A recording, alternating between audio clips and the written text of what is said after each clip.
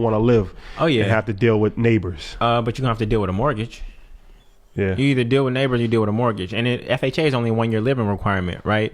So a lot of people, the single family dream has been pushed to folks, but the American dream is just rock people to sleep. It's actually the American nightmare. Everything they tell you to do in the American dream is to rock you to sleep. Everything they tell you to do, go to college. Who gets paid off that student loan interest?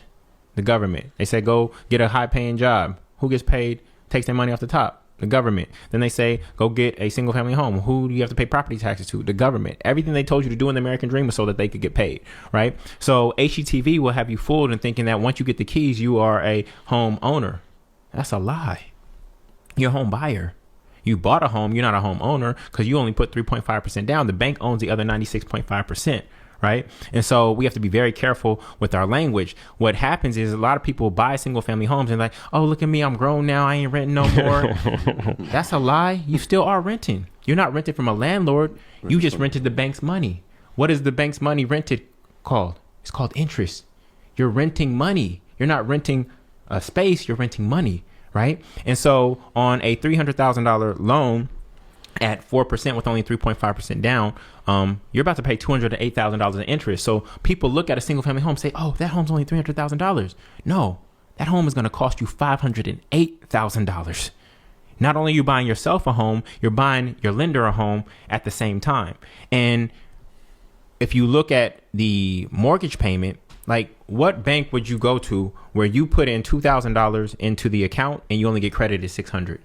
Would you bank with a bank like that? That's what a mortgage payment is. Your first mortgage payment on FHA loan at 3.5% down is 70% interest. So you put in $2,000 and the interest was $1,400.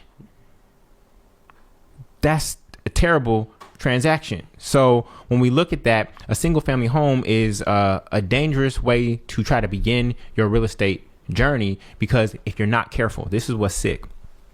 If you're not careful, when you add in the interest, the private mortgage insurance, the property taxes, the homeowner's insurance, and the maintenance of that property, a single family home buyer can actually have more money going out of their pocket due to housing than someone who is renting the same square footage across the street. Now, people say, well, Julian, my house appreciated. The appreciation only is covering the interest that you were going to pay to the bank. You're not really up. It's only covering the interest.